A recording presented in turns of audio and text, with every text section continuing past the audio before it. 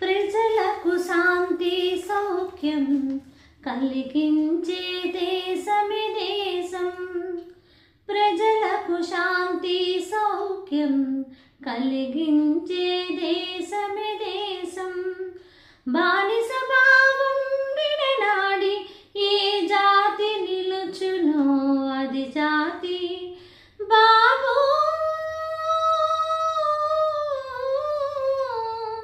నీ చల్లని దీవెన మాకివ్వు, నీ బాటను నడిచే బలమివ్వు.